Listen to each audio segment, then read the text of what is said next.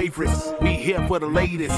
South side or the north side. Not tuned to the greatest. Home team for the home teams. Both sides got our own rings. On the mound or the long ball. But we don't put the wrong strings. Yeah. It's that time of the year now. Wrigley or guarantee, so the whole league that we here now. New show with a new mood. Discussions and interviews. Straight rumors that might be. This is Pinwheels and Knife. Yeah. What's going on, everybody?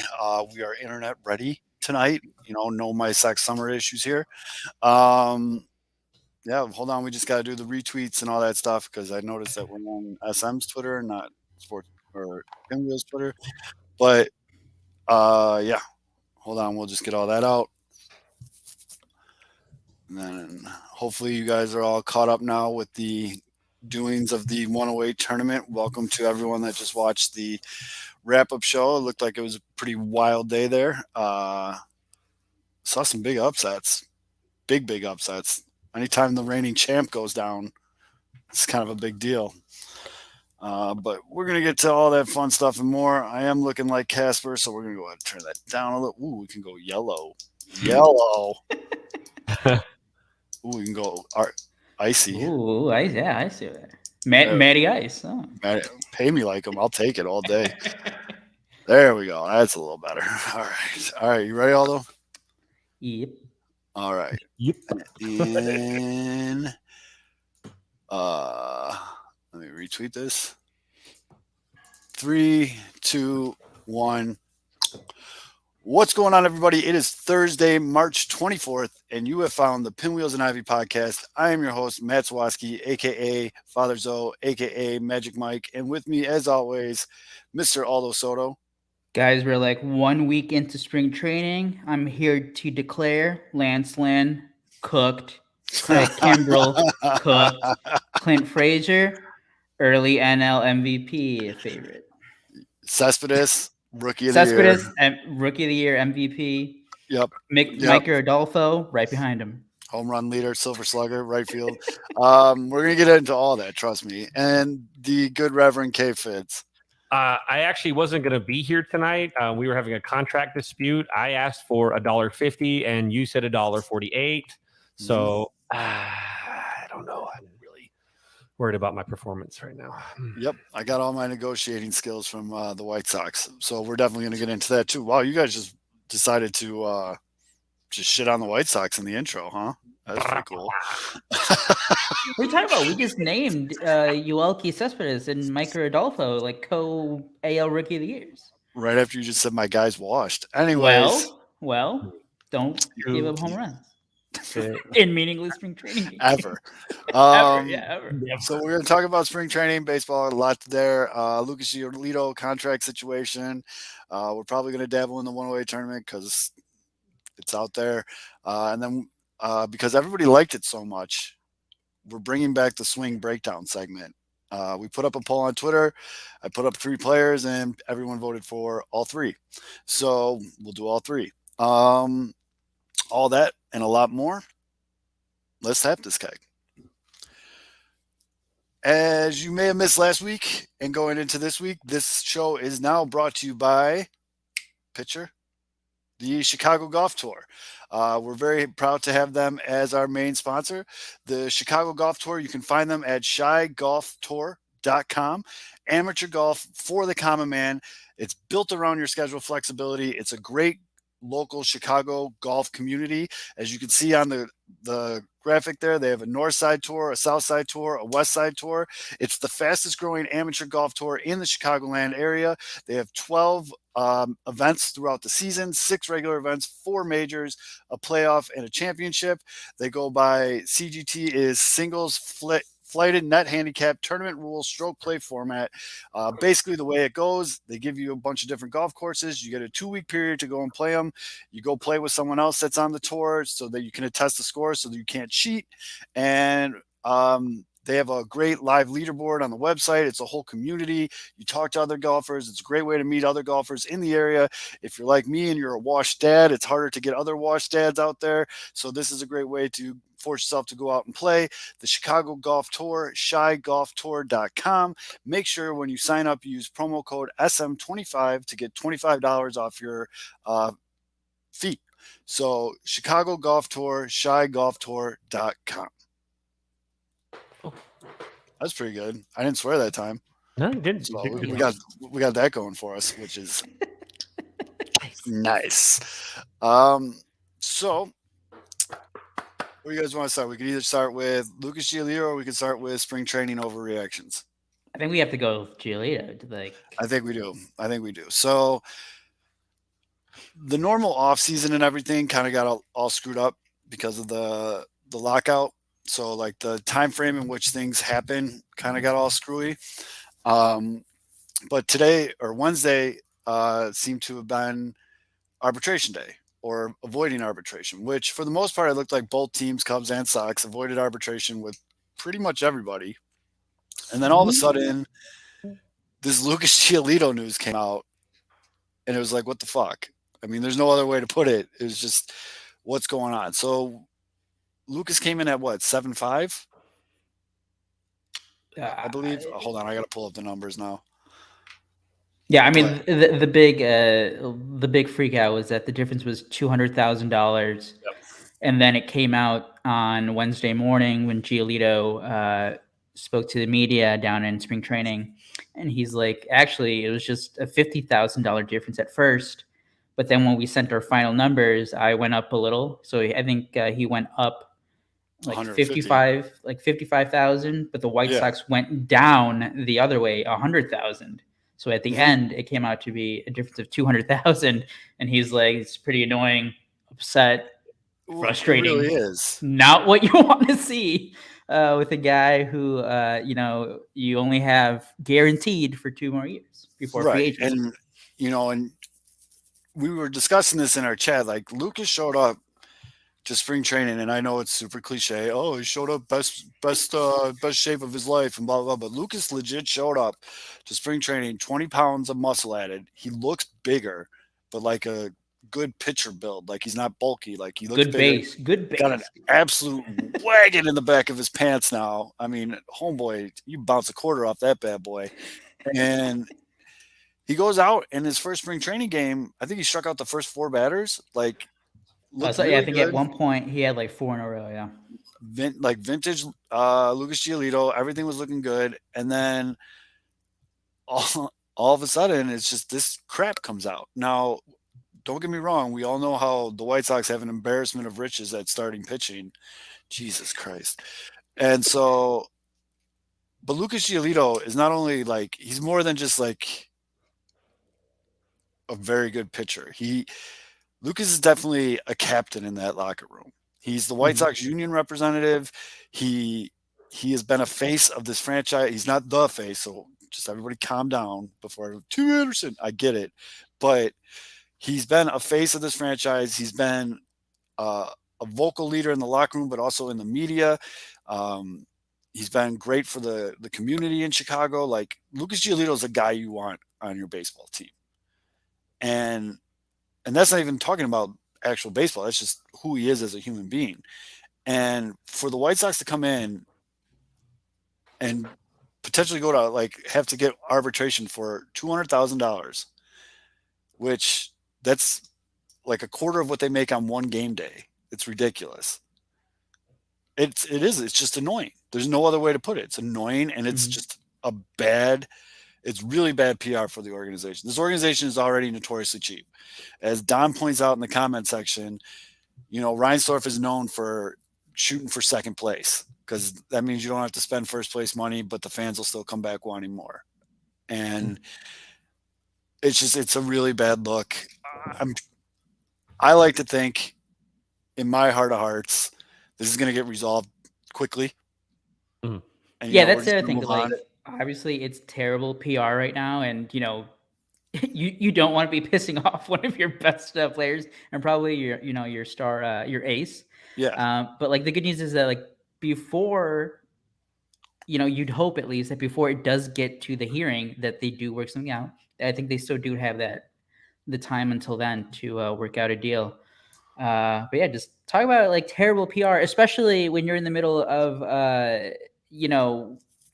we're now in that 2-week post lockout period, and all that Rick Hahn has done is just sign relievers and like Mhm. a bad starting pitcher. And okay, like Josh, I think Josh Harrison's gonna be fine, but you know, a lot of people Right. view it just as a But that's the thing signing. is he's going to be fine.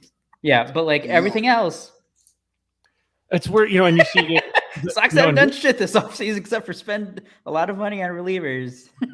And Rick Giolito broke it down too really well, which means when Dad gets involved, there's some severe frustration And from the it's camp. specifically what he said too.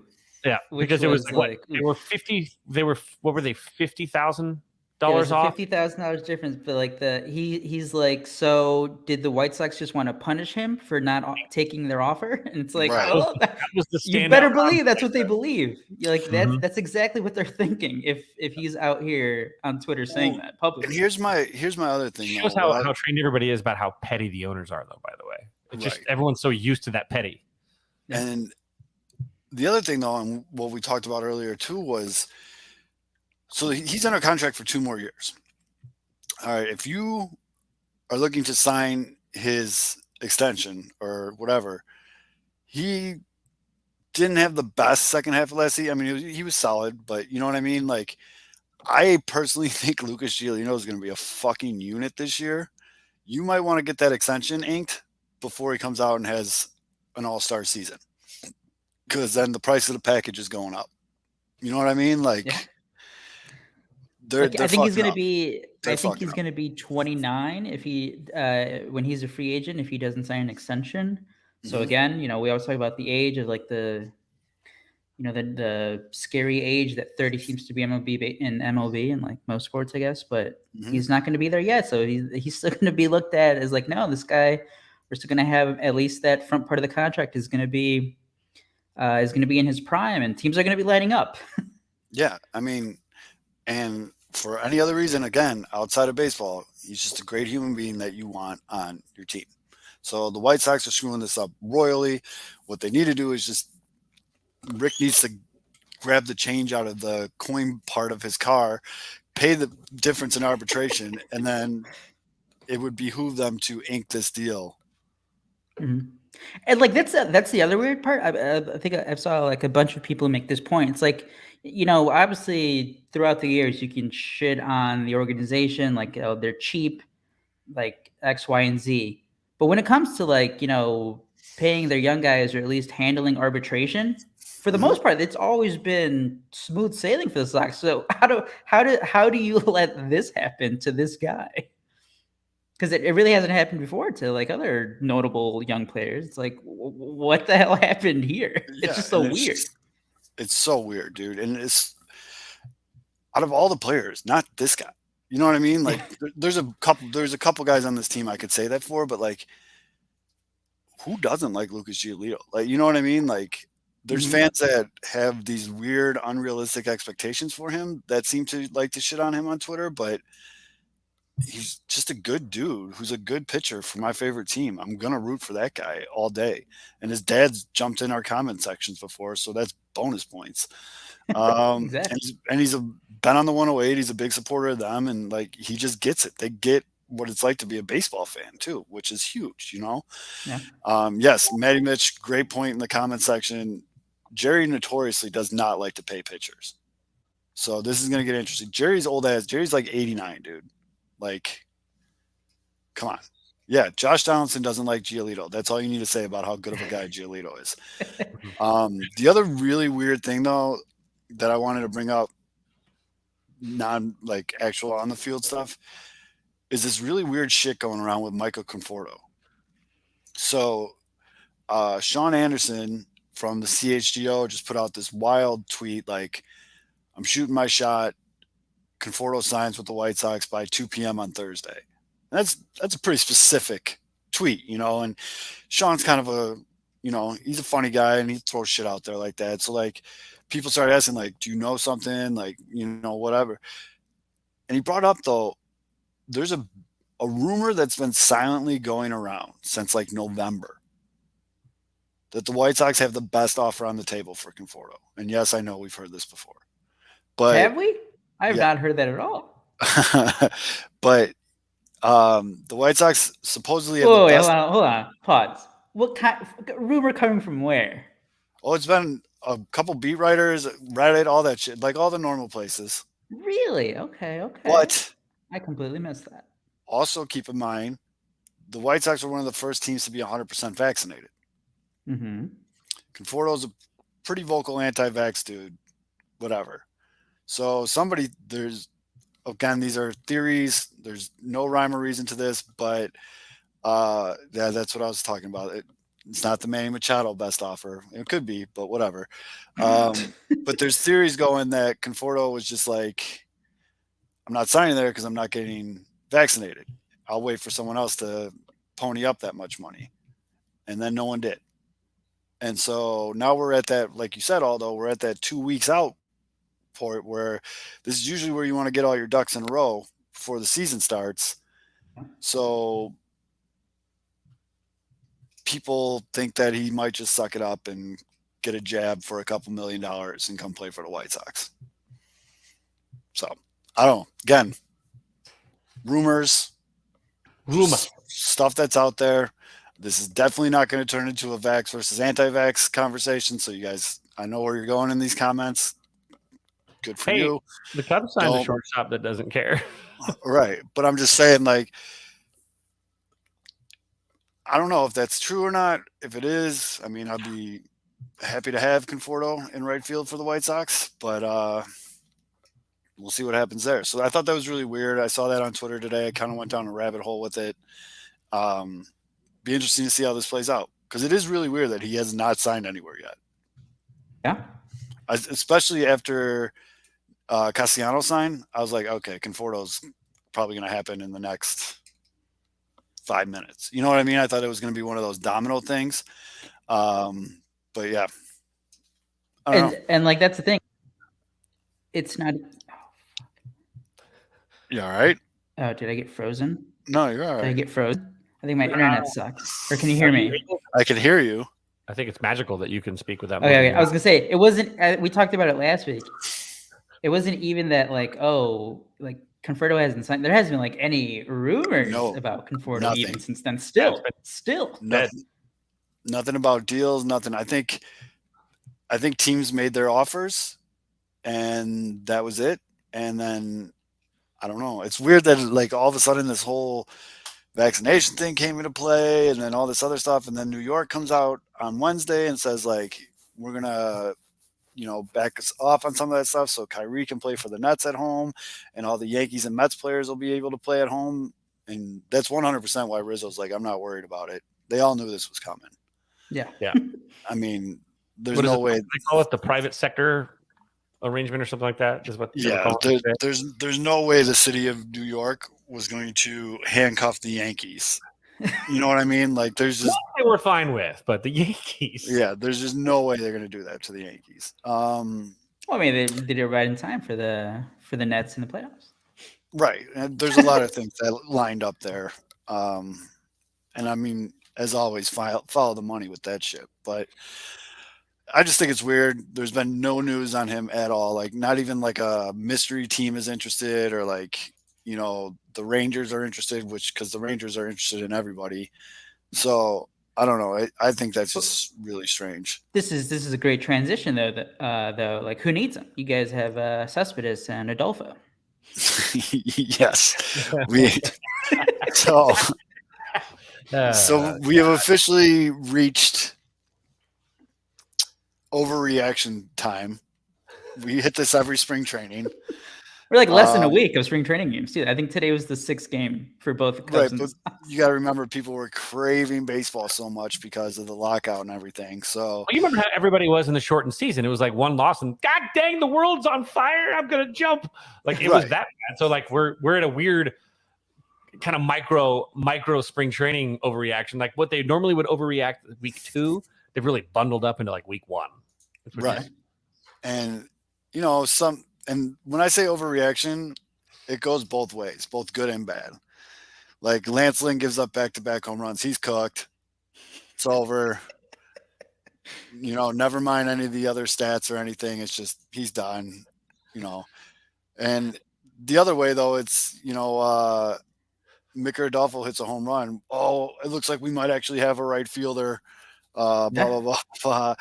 And for the record, Lance Lynn went 2.2 innings. He gave up 5 hits, 3 earned, 3 and 4 strikeouts. But all 3 of those earned runs were solo home runs. Are we gonna get to the point where the White Sox fans, especially with right field, is gonna become the new Yerman Mercedes? So like anybody that looks decent out there, they're like, God, there they are, the best. We've got it. We're good. Or are they gonna be? I could see where you would think that would come into play, but Mick Adolfo has been in the White Sox farm system for 47 years. Well, I mean, So- He was drafted the same year as Patrick Wisdom. Yeah, and so Micker's at the end of the road, though. He's out of options with the club. but like that's like a similar Yerman Mercedes situation. Yeah, Yerman's back too, by the way, and he gave the most bullshit interview. Like, oh, I found, I had some real self-assessment this offseason. I'm all about the team. I'm here for the team now, not Was his myself. retirement And- shorter than Brady? I think so. Yes, it was. It definitely was. Phoenix. But Micker's like a cult hero in Yeah. White Sox fandom. Like some people are like really all aboard. And in all honesty though, like when he's healthy, that's a huge win.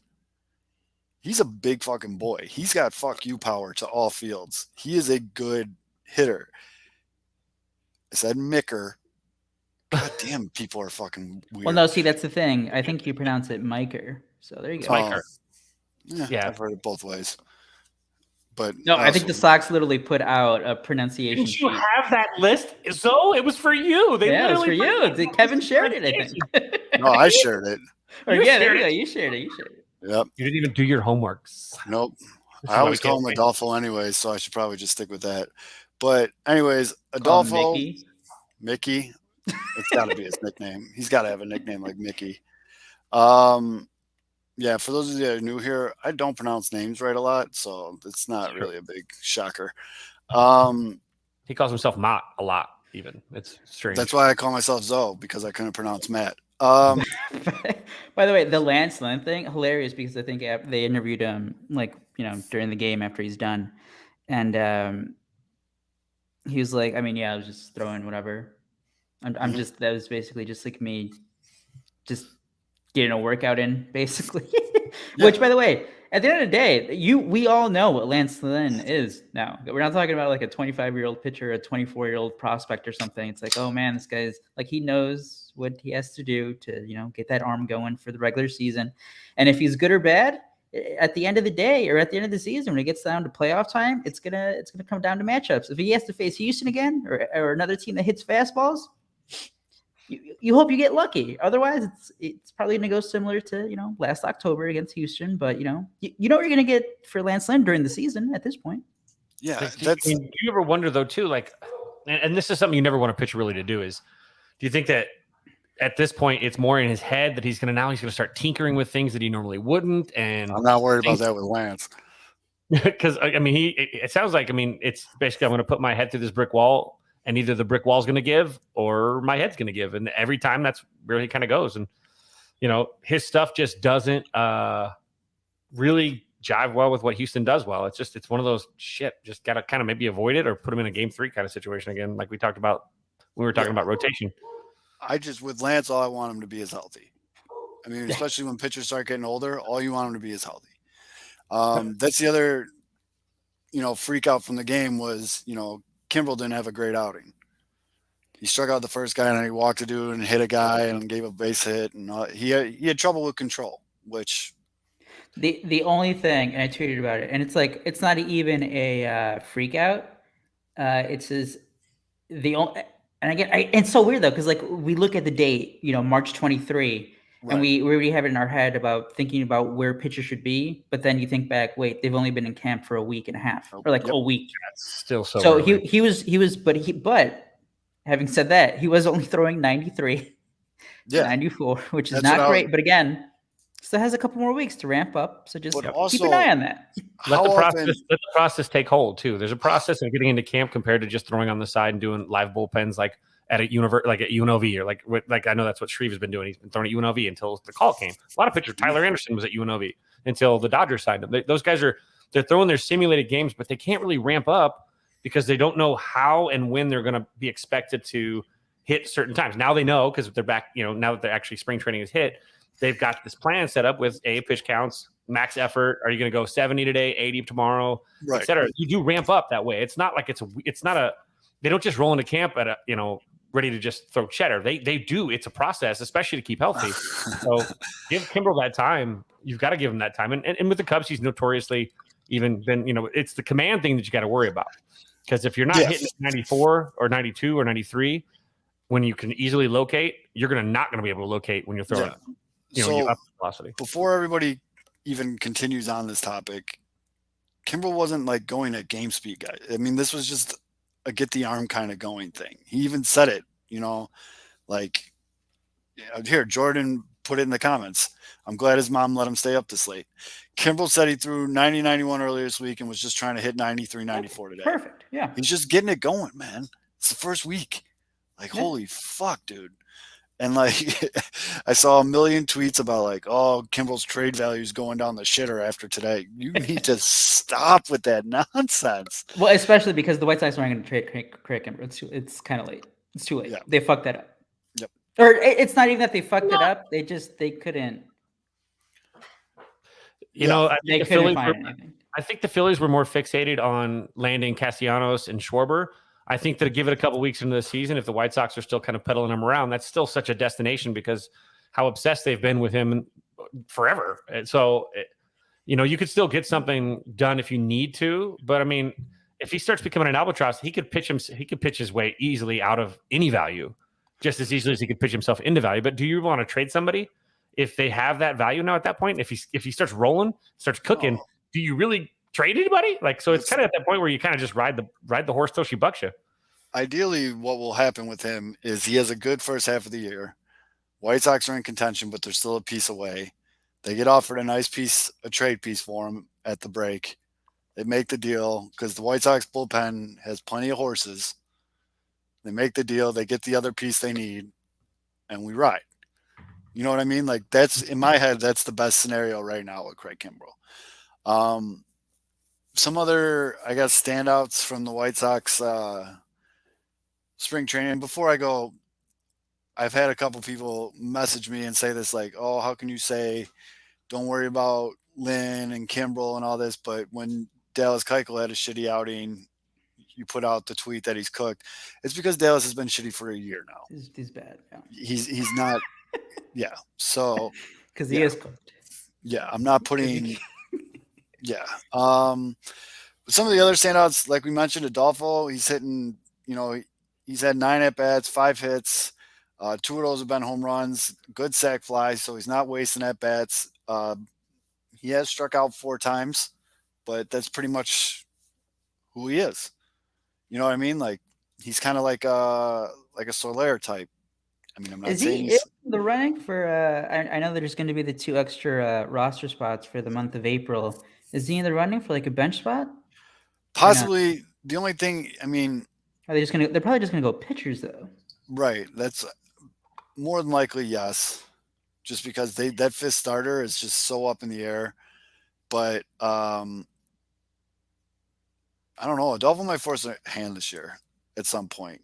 Because don't get me wrong, they have Vaughn, they have Sheets, they have all these first base DH right fielders on their team. Zach Collins, Zavala, the other catcher. The thing that really worries me about these White Sox is the 5th starter.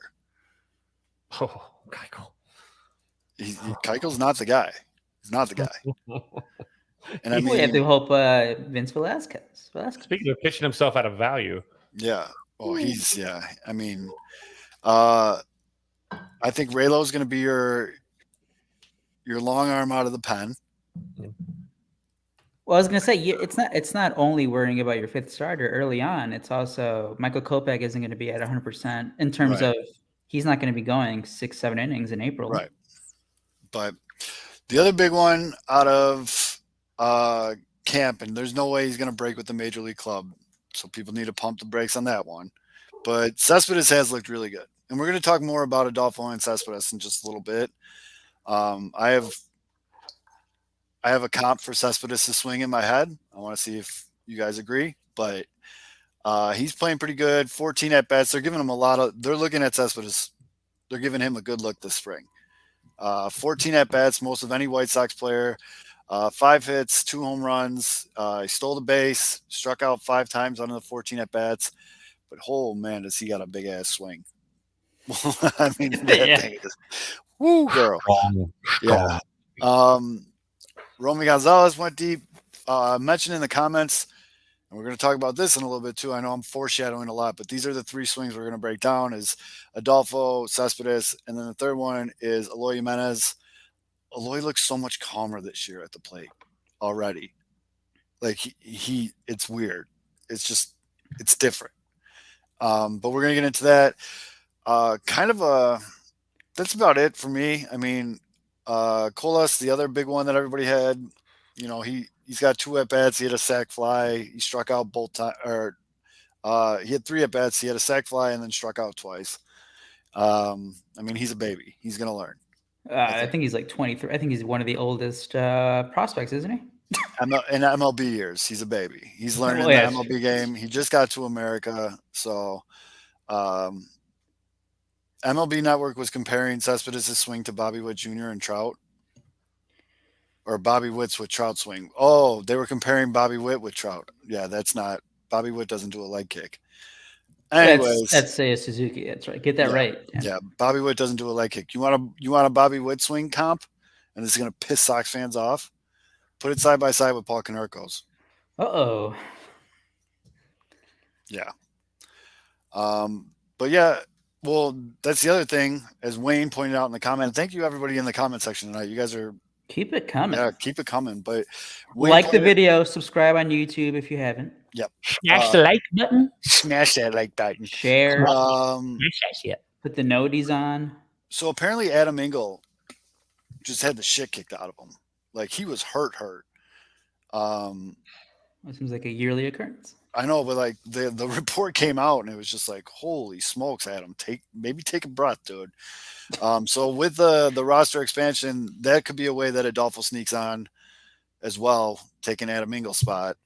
We'll see it. I'm curious. Wait, is Adam Engel not going to be ready for opening day? I don't think so. Oh man, that's brutal. That guy cannot. Yeah, I thought it was just like he had a rough, obviously had a rough 2021. I thought that's what you meant. No, he was playing with all kinds of injuries that no one knew about. Like he was having surgeries and shit. Like he was just banged up. Adam Engel is always going to be even though, I mean, I don't think this way of him, but for a section of Sox fans, he's always going to be like, yeah, he'd be great if he wasn't for the injury. Yeah. But that's also a part of it. But the thing is, too, if you get like an issue early in the season, you're goosed for basically the remainder of the duration of the season too. Well, that's what happened to him last year, right? Yep. You're constantly trying to get back, but you don't, and you're always pressured to move quicker and to get back out there. And then you got the fans that push a little bit. You got probably the Adam Engel's been hurt. Adam Engel's been hurt for 5 years. It's rough. Once it kicks, you're screwed. Yeah, he's carrying around that absolute dump truck in his pants. It's hard to run around like that. It's just, but we got bigger bases this year, so maybe he could. But before we get to the swing breakdown videos, and also just to dangle the carrot here, Fid's made another movie, and we are going to debut it here on the show. So you're going to want to stick around for that. It's something. You're gonna want to stick around for it. I don't know how else to that sounds about right. How to describe that. It's something. On the Cubs side of things, on the Cubs side of things, John Hicks looking all right there for the Cubs. Oh no, that's the thing. That's the thing. I haven't even heard of John Hicks before this year. John Hicks doesn't matter. You don't have to bring him up. It's fine. Next name. Brennan Davis. Brennan Davis. There you go. Yeah, Brennan Davis. Teams need to stop hitting Brennan Davis. Brennan Davis is going to be a stud. Kevin, I did want to hear, I know you mentioned it, that home run swing that he had to the opposite field on, I think it was Sunday. He described that swing because you said it's like he doesn't have the full follow through, but still a lot of power there. Okay. First off, he's a humongous guy, right? He comes from fantastic genes. His mom was a UCLA track star. His dad was obviously Reggie Theus, the UNLV Hall of Famer and former NBA star, and I think he's a college basketball coach. They don't have a relationship, but he doesn't matter. You got the DNA, and his DNA, he's a beast up there, and so he's strong already. He's sneaky strong too, because think about the kind of bodies that NBA projectable bodies have. Those dudes look thin, but they're stronger than shit, and so he has that, but he also has the smoothness of a baseball player, which is a really cool combination. And yeah, when he swings, his hands are absolutely insanely quick, but he gets the torque at the point of contact, and that's like everything else is just a release. But I think his finish is because he's got such strong forearms and just microfibers up there that it doesn't take his hard swing doesn't take as much effort for him to slow everything down at the end than a normal hitter does. And so I think that it's just a God-given gift that he doesn't have to finish that way, and he gets that full boost. But yeah, it looks like a half finish. And that ball he hit to right, it was like what, right center. That ball got out in like 2 seconds. Like that ball got maybe, if the fence was 10 feet high, that ball was about 14 feet high the entire time. And it was just a rope. And that's what he brings to the table. I mean, this kid is a gifted kid. I don't think the Cubs can hold it. If shit goes sour, which we're kind of like in a weird way kind of expecting, there's no reason he shouldn't be up sometime by the All-Star break just to finally get a cup of coffee. And unless the Cubs are playing service time game again, which hopefully we eliminate. I know that's obviously been a big issue for years, but I think he is Rule 5 eligible at the end of this season. So like, there's no benefit to keep him down. There's no point. Okay, so he's a good chance. So that's hey, they can't manipulate that this time. I was also going to say an interesting thing that I heard today during the broadcast about Brandon Davis was, so 2021 was his big breakout season after, the lost 2020 year. Mm-hmm. He was doing great the entire, I think I forget at what point of the season, he actually changed his batting stand. He lowered his hands a little despite having a great season, which I think is great. Like if you're still adjusting, even when you're doing great and you're like, well, no, I can still be better. That I like hearing that. Mm-hmm. Another thing, let's see, other stuff from the Cubs. Owen Casey. Casey hit the double and a bloop single. Bloop hit, yeah. Oh, but Owen Casey, people love Owen Casey. I'd share just that video of him. Thing went Cubs fans love these guys. It's great. He's going to turn into the left-handed Justin Turner. He's going to be that redheaded, he's got to grow face. I mean, at this point, you have to grow facial hair. What do you think of his swing, Kevin? Because he has I don't know how to describe it. Save that for next week. Save it for next week. I will tell you this, and when we break it down next week, Matt Merton, that's a good one too.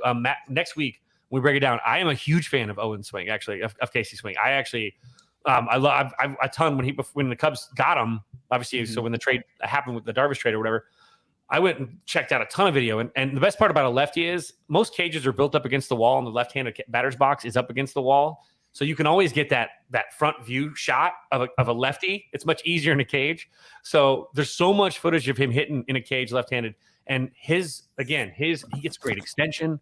We'll talk about, but that kid is going to be a pro hitter. He's got a cannon, and I'm stoked that he's getting a little bit of look here. And he doesn't. Okay, so when Pete Crow Armstrong, another guy that the Cubs got in the hobby trade, very talented kid. Kid's gonna have a great future, faster than a demon.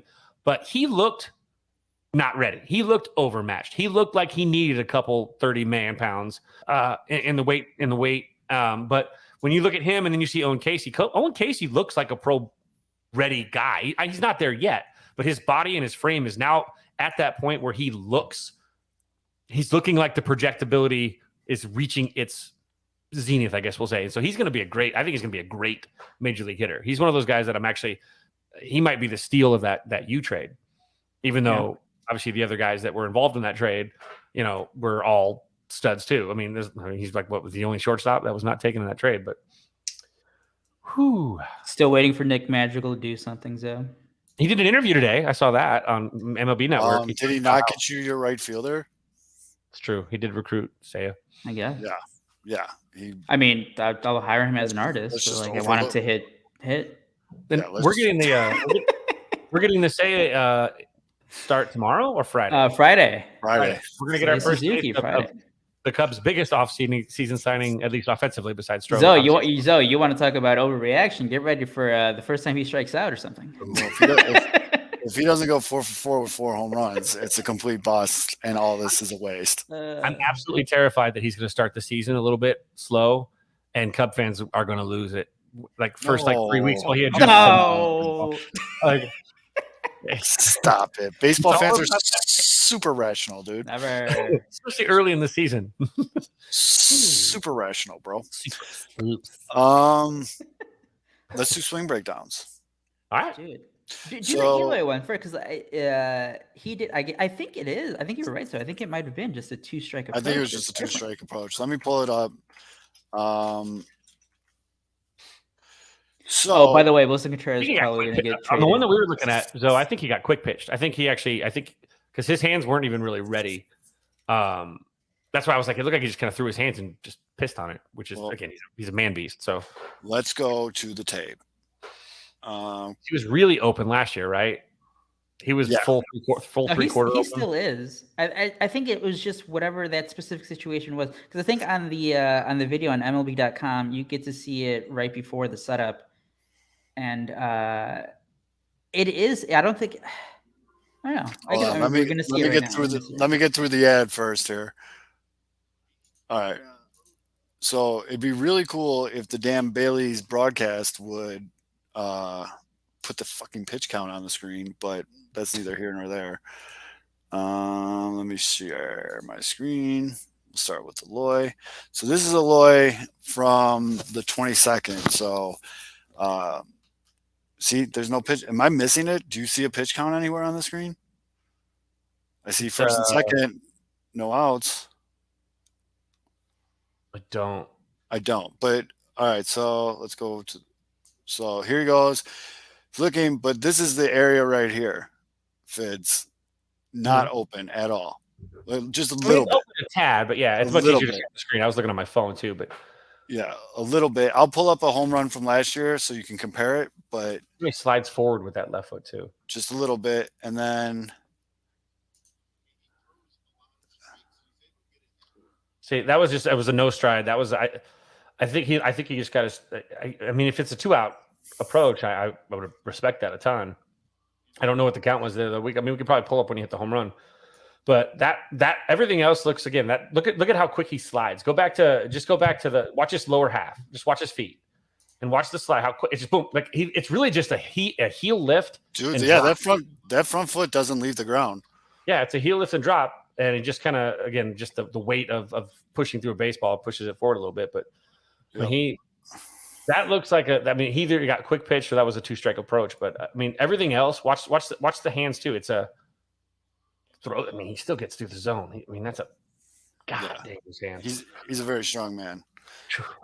Let's pull up a home run from him from last year though, so we can see his.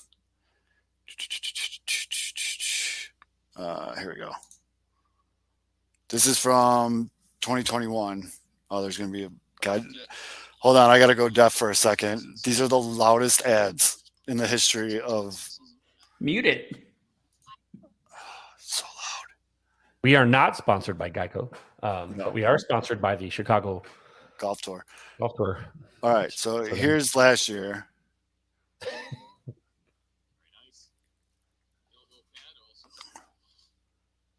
Look how much higher the foot went. Flip that back again, though. They're late on that after the graphic, too. The CG got in the way a little bit. Looks like it's really rushy. Don't get to see really his load. Look how high that foot is. Yeah, that's definitely a higher leg kick. But Aldo, the one that you pulled us later that had him open again, did he have that leg kick? It was still his regular stance. So yeah, I don't know if that situation is just, I don't know, I can't really tell. But to me, for early on, he still looked the same. But look, it is a timing mechanism. Look at the delivery too from the pitcher. Look at the pitcher.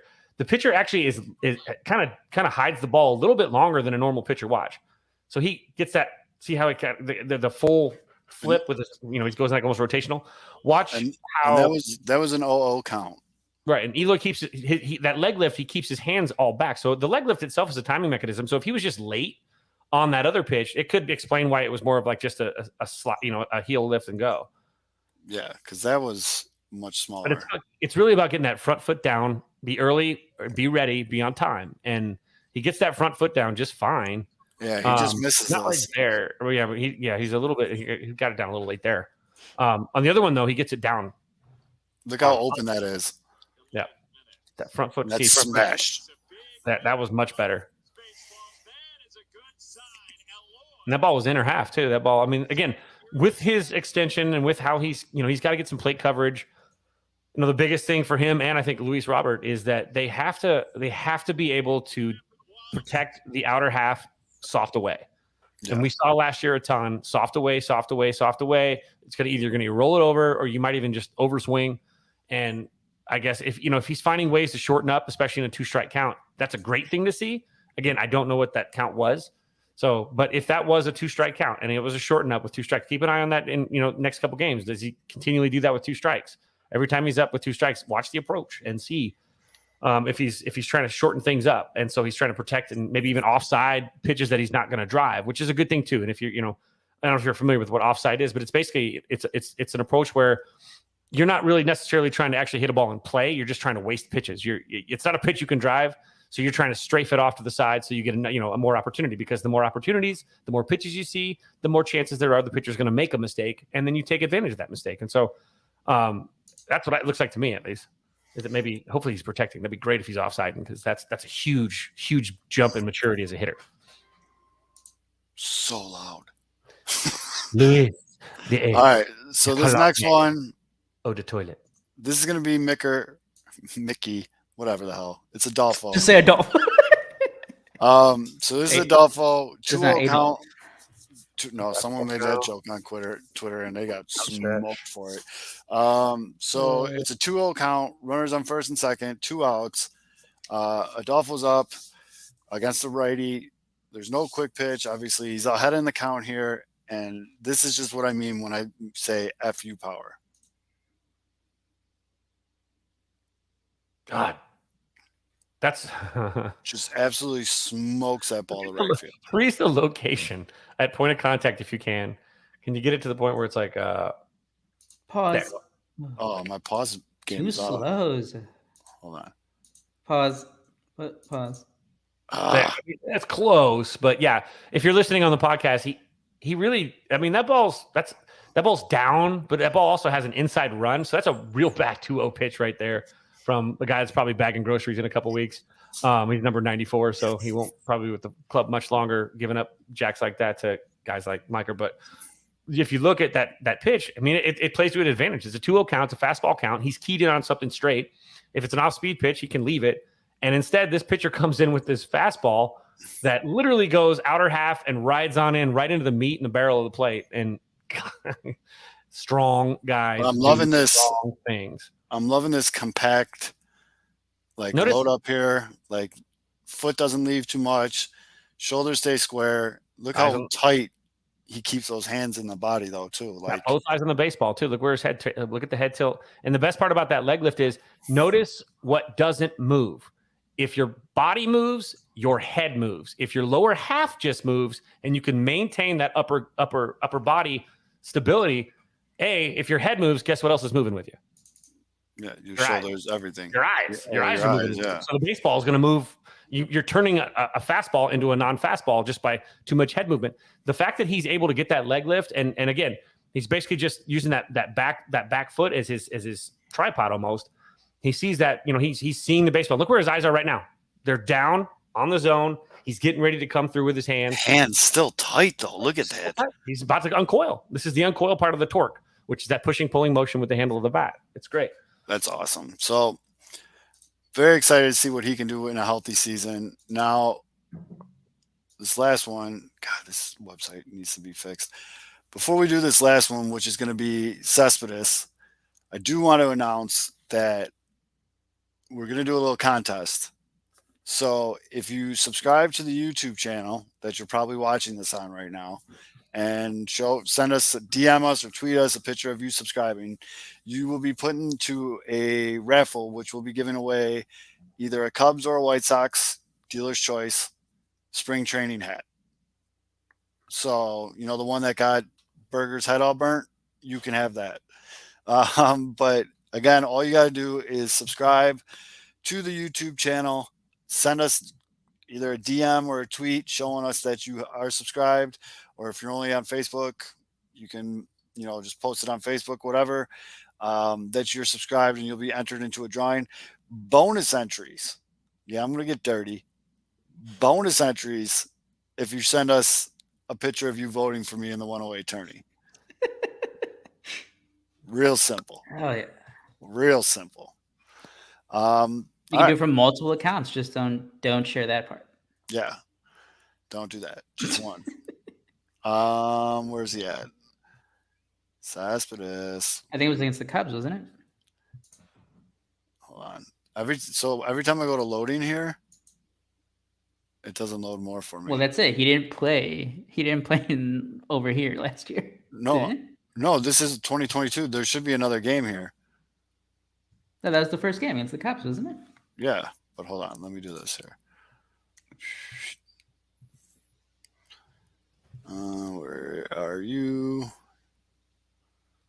You guys want to watch highlights of Yerman Mercedes scoring on an infield single? Yes. I mean, if you're going to tease us with that kind of porn. So is Yerman going to be the DH? Here we go. No, Yerman should never play Major League Baseball in Chicago again. That 2-out ghost runner for extra innings. That's what he's there for. All right, here we go. I like the product placement there. It's good. It takes it out. Oh, gosh. Yeah, so this is just a massive swing. That's a miss again, though. Look at the heart of the play. God. Is this Wick? No, this isn't Wick. No, it's this Anthony is a Rizzo. guy that we don't know, or that we don't know, Kevin. So look at that. But before we get into this, I do want to point out like that Ben Holmes or something. They did Cespedes, like him and some of the other Latino players. They're all talking. They're all trying to learn English this year. I guess they got like an English tutor now. Luis Robert led that effort, and Cespedes was telling everybody how he swings a man's bat. Like his bat's like insanely heavy. They showed Adolfo, who is a beast of a human being, pick it up and even be like, "Holy shit, you swing this!" Like he's like, "Yeah, this is a man's bat." Aldo, right here, frozen freeze frame, point of contact, this swing. Who does that remind you of? Who does that remind you of? That foot reminds me of Javi when he had his big swings. Deeper, further, later. Later. Yeah. We're not talking about further back. We're talking about further back. Not Sosa? Yeah. Flip that back again, Zoe. Now there's no skip, but that point of contact right there. Watch the freeness of the swing. You're right. That left foot out there, yeah. And that front foot is. Watch the follow through too. There's a lot of Sammy in that follow through. Now, normally we wouldn't see that much of it because there would be a skip. Right. The other one, just because he's a little guy swinging basically a tree trunk, it made me think of Soriano right away. I was gonna say, that's the last guy I remember just swinging fucking 30 something ounce battery. Yeah. I mean, look at this, just bam. But the way the front. There you go. Look at that. Yeah. That's what I want. Don't give me daddy like. Go to there. Let me go farther back. He actually isn't really on point there. Oh my god, MLB fucking video stinks. Look at where he's at right there. Now, if you could take a line and draw it from his back left shoulder all the way down through his front foot, most players flip that front foot open just because the physics of it all. But you can actually drive a stake straight down there from that left shoulder all the way down through the head, down through that front foot, that front side as he's obviously driving through the baseball. That's that locked knee that tells that. That's what reminds me, I think, of Sosa, is that locked front leg. Go to a Sosa videos though. Yeah, we have a Sosa video. I don't know how you even do that. Oh, here we go. What's up, Buzz? I see you in the comments. Follow Buzz. She's in the comments. Don't let her see this. Where do we want to go for Sammy Sosa? You want first and last home runs. Go to first and last home runs right there. I want to see his first home run because Cespedes is more. There you go. The leg, that leg, that screenshot. I saw it right there. Yeah. And now his front foot though his front leg is not locked. Oh, put up the sponsor. No free ads. Yep. No free ads. Chicago Amateur Golf Tour, SM25, $25 off. Yep, SM25, $25 off. Common. Not Geico. All right, here we go. Oh wow, you guys might have nailed this one. Look at this first home run swing. Oh man, Is there? We need like that side view. Yeah, but the side view, you can see that front leg is a little bent. they had 2 cameras in 1989. Although stop it. They're gonna have it. They had it on the screen. Yeah, he had it. I think he bends that front leg looks a little bit more bent. You see He hit it off him too. That's hilarious. But also this pitch, look at the location of the pitch as well. The pitch at Cespedes is a little bit down, and he went down. He looks like he went down to get it. If you look at the side view, so let's see the side view here. Look how little Sammy was. This pitch is more elevated, so he doesn't have to go down, and so that's what. You but look at the point of contact. Get point of contact again. The knee. That obviously that knee is. Oh, that's pause right after. Right there. Right there. There it was. You saw it. Mm-hmm. Just gotta go right to the just like an inch over. Right. Oh, if you how about you hit pause and then hit the spot? No, it doesn't work on this. Oh, there you go. That's pretty close. But that's what we're talking about right there. Drive that stake down from the left shoulder all the way down, from head down through that front leg. Once that front, but his that pitch was so elevated that you can't really do anything. Yeah, it's up here. It's your up knee's going to give out, or you're going to hyperextend. So. But there's his first home run. Now they're going to show his last home run. I mean, it says he can swing the bag like Sammy Sosa. That's a huge win. And again, oh yeah, that's a little different. It looks like this guy looks like he ate the first guy. Yes. And it's not necessarily the stance or the hands. It's the way the ball comes through the zone in the lower half is what I'm more in tune on. Not the pre-pitch stuff, which is all just noise. Because Sammy obviously is a lot more hunched over, and Cespedes is standing up straight. But once you get that, look at that right there, point of contact. That looks familiar. I go split second more. There. And again, that ball's obviously. I mean, that's meat, but. Yeah. There it is. And that ball's a little in, too. Now go over to the Dolphin videos. And, of course, if you're looking at your camera angles then to now, we're obviously now cameras are much more squared up behind the plate, too. But I don't think they give us a side view. He would get into something, man. That ball would get corked out of the ballpark. I mean, leave the ballpark. So, Willson Sosa. Don't put that pressure on him, but his swing seems definitely considerably different than his brother's. Is his brother? Cousin? Brother? Step brother, I want to say. Brother? They're not like, they're not, I don't know. I think they're like step brothers. It seemed like a very different school of swing. So that's interesting to see too, because a lot of times you see people that are in the same kind of training group have very similar swings and whatnot. But that doesn't. That looks more like I thought more like a young Sammy, at least at the lower half. Yeah, the lower half. Yeah, definitely. No, I'll take it. And I mean, I don't think Cespedes sees MLB time this year. I mean, unless shit goes like crazy sideways. But the only problem with that's like good news for the Sox or bad news. Yeah. The only problem with having that big of a swing, it's kind of like a aim small, miss small type deal. Like when you have that big of a swing and you miss, you're going to make a highlight reel for striking out. You know what I mean? Like it is a long swing. Yeah. It's a very long swing. He did flash some wheels, had a stolen base. It was good to see. White Sox could always use a little bit more speed out in the outfield. You already got Eloy and that piano on his back in left field. I mean, granted, you have an absolute freak of nature in center field, but still. You're like 1.5 starting outfielders. It's great that the one you have is like probably the best defensive center fielder in baseball, but then you have Eloy and then Andrew Vaughn / Gavin Sheets. Yep. But both of their bats are, it's wild, dude. It is wild. Can he like Willie McGee? But I don't think he's on the greenies like Willie McGee. On that Pookie diet, man, back in the 80s. He might. Who knows? Who knows? Although I know we didn't really get into it, by the way, but I do want to make sure we probably shouldn't get off here if we don't talk about the arbitration stuff with Willson Contreras as well. Oh, yeah, no, I mentioned it very briefly right before we got to the swing comps. But yeah, no, I mean, it's not even the arbitration. It's not like we saw this stuff last year. Like Willson Contreras is going to get traded in the next 3 to 4 months. Yeah, it sucks, but at this point, it just seems inevitable. It seems like a matter of when, not if. There's been no extension talks whatsoever. Him talking to, I think at first it was Bruce Levine early in the week, and then he spoke to the rest of the media. What was it, like Thursday or Wednesday morning? It just seemed like a guy who just kind of accepted the fact that, yeah, I'm probably going to be traded somewhere. I'm just going to try to do me, and if I get traded, I'll get traded. He's trying really hard to play the whole "I love Chicago. Chicago loves me." See, here's the thing, though. I believe it. You know why? Because he's been with the Cubs since he was a teenager. Because the guys, especially like Willson Contreras, has spent more than half his life.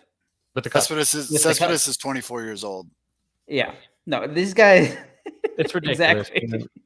The fact is, we've been told at every turn from Jed and from Tom Ricketts, the owner, that this is not a rebuild, that we're not blowing anything up. Oh my God. Yeah. Bring that. Yeah. In 2022.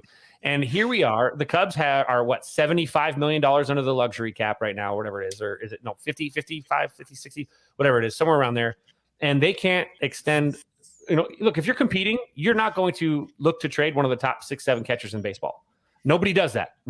You've got a gold mine right there, because it's almost impossible to get a catcher that hits that well. Now, as a DH, the value goes down obviously a little bit, but the fact is, the Cubs, if they're really, again, they've given us this lip service since before even the trade deadline that this isn't going to happen, and it keeps happening. Like, they keep telling us stuff, and they keep doing the opposite. And sooner or later, hopefully, it feels like Cub fans are, well, at least some of them, the smooth brains will never wake up. But it feels like some of Cubs fandom is starting to wake up to this, and they're starting to see that actions speak louder than words. Every time you get a stupid email letter that was probably written from an assistant in Tom Ricketts' office, never came from Tom Ricketts. He just signs it and says, yeah, whatever. That's what those guys do. That guy can't write that kind of sentence.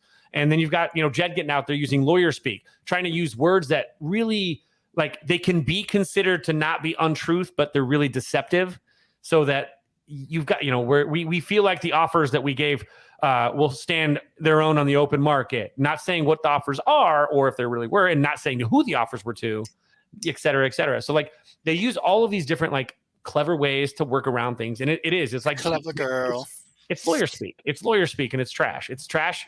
An organization, the fans deserve better. And I don't want to hear this crap. Well, they spent, $6 million in the offseason. Well, that's the dumbest, most disingenuous, intellectually dishonest argument one could make. And I'm seeing some of the Cubs writers, especially ones that are like fringe writers, that look like they're kind of jockeying for access with the Cubs, because if you cross the Cubs, you lose access. If you play ball, you get access. The Cubs are notorious for that. Starting to play that line of, the Cubs spent the 6th most in the offseason. What are you crying about?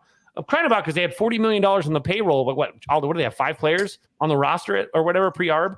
Yeah, that's also like a tricky number, because obviously, they had more, because they were going to sign 20 plus guys. But yeah, it was like the guaranteed money was like to Jason Hayward, Hendricks, Bodie, and then the buyout money to Arrieta, and then like $1 million to Yu Darvish. And then plus, you had like the minimum salary guys added to that. Mm-hmm. Wisdom, Schwindel, Madrigal, Horner, those guys. So the Cubs spent the 6th most, or committed the 6th most in the offseason, and yet they're still 15th in actual payroll. One team above the Colorado Rockies, of which some Cub fans made fun of Chris Bryant for signing with, because they don't try very hard. Yet they're sitting here defending the Cubs for trying just as hard as the Rockies right now. So it's painful to watch this, because the Cub fans deserve better. It's the most, I'll rattle at this saber all day long, most expensive baseball experience in the game right now. And they're going to buy Chelsea FC, or trying to buy Tom Ricketts is literally in London right now trying to buy a soccer team, while Willson Contreras is sitting here going, dude, I just wanted an extra, give me $1 million more than what, how are you that far apart? And why is it that, how could it even be that, unless you don't respect? It almost feels like, and I think maybe you mentioned it, Aldo, in one of your stories with Sports Mockery, that it almost feels like Jed is trying to distance himself as far as possible from that 2016 group as he can. Almost like, I'm going to show you I'm just as good as Theo kind of thing, like trying to get out of the shadow of Theo kind of thing. And he's trying to build his own success so that he never has to see the Theo thing. I was going to just add on to that, like in terms of like the lawyer speak stuff. And like this was one of the stuff, when it came to the adding that extra playoff team, is that, obviously there's that screenshot that's going around from what Ricketts said right after the trade deadline in 2021. It was like, we're going to use the resources we have to be competitive in 2022. And it's going to suck because, right now at this point, I think they're projected to win around like 74, 75 games. Let's say a couple things do work out, a couple players, play above their projections. Let's say they do end up like as an 80-win team, right? I guarantee you it's going to be, at the end of the season, it's going to be October. Cubs, go 80 and 82. They finish like 4 games out of that third wild card spot now. Guarantee you're going to be like, well, we were competitive. We were competitive to that spot. And it's bullshit because yeah, you're in quote unquote competitive. You're a below 500 team though, but they're going to be like, yeah, but we finished just right outside of that wild card spot. And the other part about the Jed thing, I haven't heard that talk or that thrown out there. It's like, hey, most of these guys are Theo guys. Maybe he just wants to have his stamp on this team, and this also goes into whatever they say or what they've been saying. And I think you brought it up. I think I've seen you bring it up on Twitter. If they were just to tell us, like, hey guys, like, like we're starting, things. We gave this group a last try, didn't work out. We couldn't get any deals done with any of them, or like whatever. We wanted to have a closure. Just have a new chapter. We believe in this next group. We are going to be in a transition. Like, yes, we would still have the arguments, the debates is like, should they be taking this direction? We are talking about third largest market. There should never be an excuse not to spend. Or you can be like, yeah, okay, like I may not like it, but hey, they did have to replace, 3-4 stars. So yeah, that's going to be difficult to do like just in one off season. Mm-hmm. That'd be great. They didn't do that though, because they did try to play the both sides. Like, hey, no, guys, hey, we have the resources. We're gonna be competitive, and that's what's gonna suck because it's because they could come out being technically right, but it's still bullshit. Because like you said, they did spend the 5th most money, but then you have to look back. Yeah, but you could have spent more. Money. Like you started at like the bottom. So like you had that room to spend. You needed to spend to field a damn team. Yeah. And then it's the competitive stuff. Like, yeah, like, cause like I brought it up in our Cubs chat for the sports mocker. It's like, yeah, they're not, the starting pitching isn't going to be as horrible. Cause remember guys, it was horrible in 2021. Like Arrieta, Davies, Kyle Hendricks struggled for a couple chunks of the season. Hopefully he gets by a contract. So the rotation is going to be better as long as, health provided. 1 through 3. I don't think that if you're heading into the season with Alec Mills as your number 4 in the same rotation that has Kyle Hendricks. But see, that's the thing. Cause like they signed like a guy like Drew Smiley, even he's been solid. Mm-hmm. Like he's the guy who like, yeah, he's obviously not like a 1, 2, or 3, but like he's going to be better than like an Alec Mills. Yeah. But, Justin Steele is going to get a full year. You get other guys like a Keegan Thompson who's going to be in a swing role, maybe like that. Reynolds or Keegan Thompson. Yeah. Oh, I thought you said Keenan, the dude from all that. Keegan. Oh. But like that's what's also going to suck, Kevin, is going to be like, we are going to be in the summer. We're going to be happy.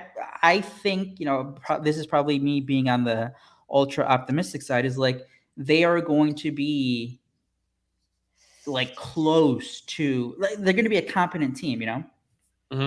And then by the end of the season, they're going to be able to say like, oh, like, we were able to be like we were able to be competitive. And It's going to be like, yeah, but like you could have done a lot more. It's just so frustrating. So hold on. It's not max effort. And the big thing too, and you've said it perfectly, if they had just pulled the Band-Aid off immediately and said, look, we just feel like the best foot forward is to blow it all up and start again. And honestly, I would have respected it far more before the KB and the Javi and the Rizzo trade, and even in the Schwarber DFA. If the Cubs were like, look, we need to start this fresh, and we don't have any intention to sign these guys, because they didn't. Let's be honest. But the KB stuff we've talked about on the show a million times. There was never any intent by the Cubs to sign KB. They were using their water carriers for 2-3 years to butter everybody up for it and soften the blow. They had constantly been leaking bullshit. Obviously, I've been like punching. It's like re-traumatized by Caps High. We're not going down that road. If they would just simply have said, this is the plan. Instead, They beat it around the bush because they don't want to lose ticket sales. It's all about selling the tickets. If they flat out, this is a $4 billion franchise that's rebuilding, blowing it up for the second time in a decade. Now, that's not supposed to happen for a team worth $4 billion in one of the biggest markets in the world with a network. And a network that, by the way, couldn't even cover the press conference for Seiya Suzuki. So, on that note, I do want to address one thing real quick. Correa went to the Twins. Check it. I don't give a fuck. He'll be gone maybe by the trade deadline, definitely after 1 year. It's a pit stop. Going to the Cubs next year, yeah. It's a pit stop. Not And I'd rather him be on the Twins than, because the Twins aren't going to contend this year. I'd rather him be on the Twins than like the Astros. So Wait, say that again. no. No. I don't Oh, know. well, you already said it though. Someone's gonna clip it. You knew the Twins were up to no good though after that. We did. We definitely called that out. They don't. I mean, I'll say it. So they don't have pitching, so that's why you shouldn't be worried about the Twins. Nope. Softball games. Play some softball games. That was like 4 seasons ago when I said that about the Indians, and then they came out. It was. I think it was the 2020 season. How much? It's like, I'm not worried about Cleveland. And then I said I don't sweat the Indians. I don't sweat the Indians. I said, although clip this, I don't sweat the Indians. And yeah. What did that graphic say we saw today, by the way? Because it's incredible. The Oakland Athletics have actually committed to $0 this That offseason. reminded me of the Cubs a few years ago when like they didn't sign anyone, and there was like a total of like they spent like $5 million in free agents. And the Indians spent what, 400,000? Yeah, they're not Guardians. Yeah. I mean, that talk about not being worried. I mean, there are some people, again, we've talked about it in the past too. The bad part for the White Sox is they're not going to get to sharpen their iron against sharper teams. They're gonna have some cupcakes, and cupcakes don't usually bode well when you get into the hot heat of postseason play. So that's the only. They're going to have to really, every time that they play the really good teams, they're going to have to throw out their best. La Russa needs to throw out their best lineup. They need to play hard. They need to play like every big series like it's a playoff game, so they can at least get that experience. So when you get the letdowns of the cupcakes like the Guardians, it doesn't have that negative effect on their ability to play high-level baseball against high-level teams. By the way, Zoe, so I mean, obviously you brought up the Twins. You don't sweat the Twins. Your words, not mine. White Sox, speaking for White Sox fans as a Cubs fan, White Sox fans do not sweat the Twins at all. Twins suck. They're going to be a below 500 team. Sox are going to blow them out almost every game they play against them. Clip that. The A's were playing Saturday and missed their daily double 4 times. They should actually be in the negative. That's what the A's did this offseason. They missed all the daily doubles and didn't answer a single question right. Do you sweat the Tigers? Yes. I think Tigers are going to be good this year. I think people don't talk about them enough. I think Tigers are going to be good. So with all that being said, we're going to do a full season preview. I do want to set the stage. So as we mentioned earlier in the show, we are in the heart of the 108 tourney. I am going up against a friend of the show, friend of mine, friend of ours, friend of everybody's, Buzz, on Thursday. Would appreciate people to vote for me. But one of the best parts about me being in the tournament is Fids gets to let his creative juices fly all over. 2 mops to clean them up. But he made a Shawshank video for my birthday. Was that 2-3 years ago now? So no, there was a birthday video. The Shawshank Redemption was when I got banned from Twitter. Oh, that's and right. Came back after Super Bowl. I was banned for Super Bowl Sunday because I made a. People have been eagerly waiting for when was the next K-Fids video going to come out. Well, I'm very, very happy to say it's done. And so with that being said, for those of you watching the show, all 20 some of you watching it live right now, you will get a sneak peek. I'm so glad the Ramos boys are here to watch this too. This is Jesus Christ. Yeah, someone wake up Ken WO to watch this too, because I want his live reaction. But here it is.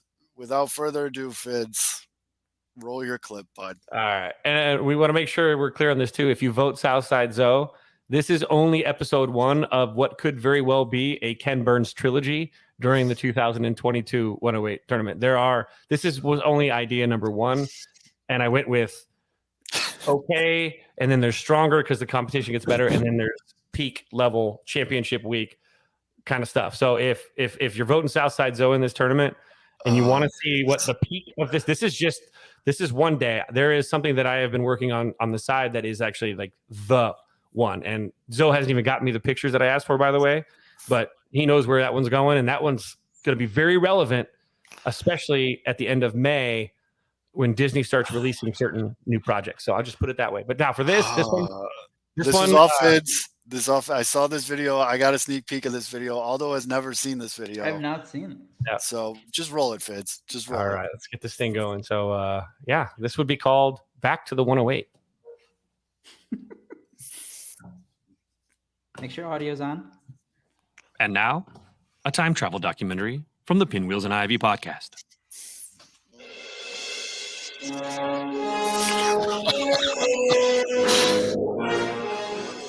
Not many people know that in another existence, in another time, in another part of the multiverse, there was a world that existed without the 108 tournament. Thanks to Father Zoe, we get this multiverse existence here on Earth -6969420.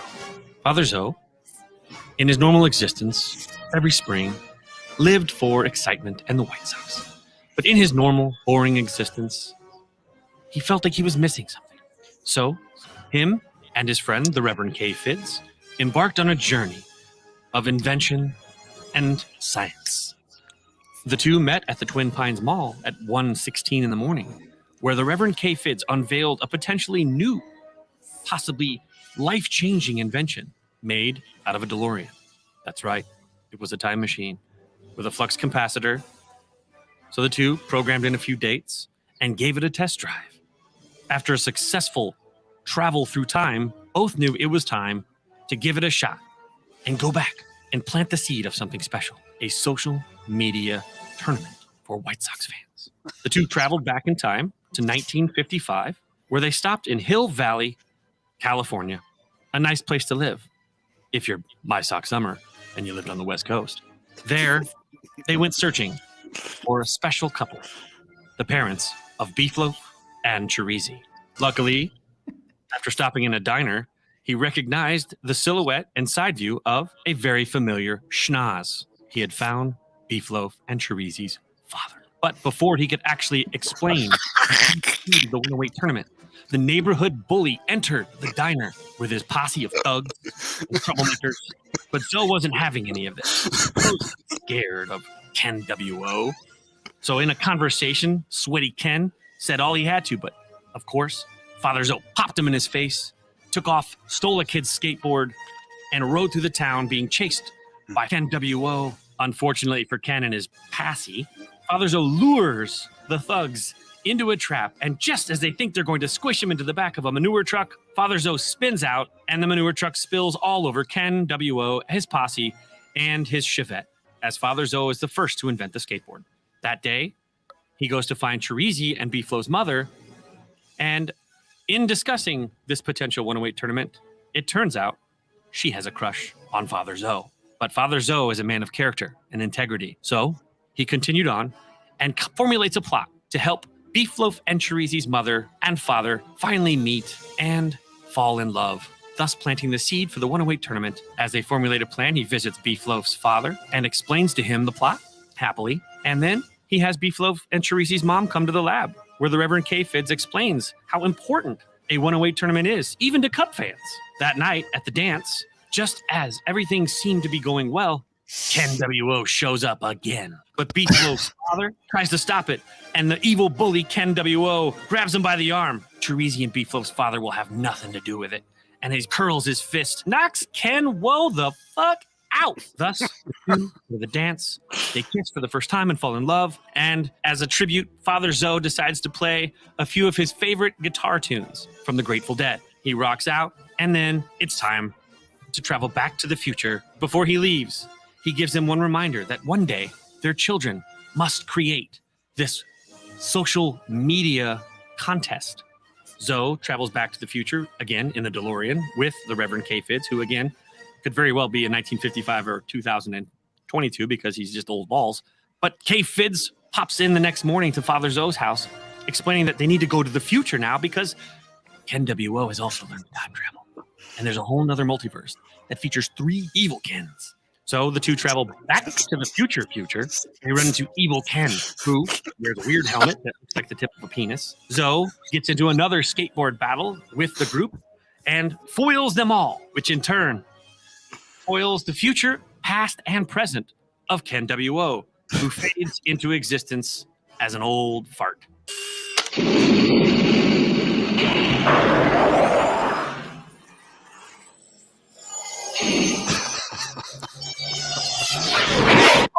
Just wait for it. The end is here. And as Father Zoe returns back to the time, all seems to be well. Or is it?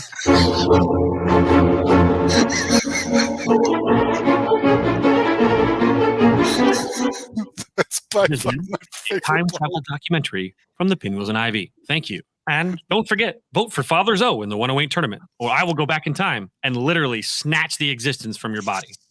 That's me, freshman year of high school. Look at that helmet. How does Ken W.O. have like the best pictures out there? No, but the end when he's holding the gun and that din music's playing, it fucking. We forgot to get one of the 3. We left the most evil of the Ken W.O.s. He's still alive. He's traveling through time with his little book. That was the latest K-Fids joint. It's obviously way too long to tweet, so we will put the link to the YouTube on there. I told you it was something. Of all the things we've seen, that was definitely one of them. Yeah, the Kev kills me. And then my freshman year of high school picture at the end. Woo! Oh, man. So now vote Zoe tomorrow. Yeah.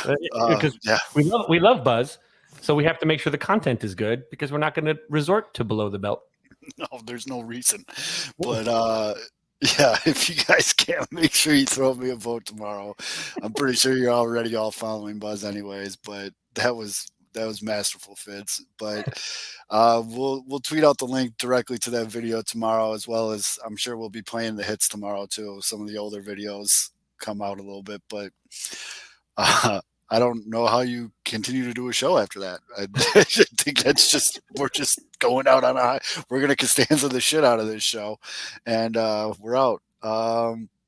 It did. You know what, Beef? That is not an incorrect statement at all. It smells like oxy pads and probably some dirt weed and stale smokes I stole out of my dad's car. But yeah, for all those Fids, I'm so this fucking show. And we'll see you guys next week when we have a special guest host with us if he comes on after you're watching this episode. You guys take care. We'll see you next week.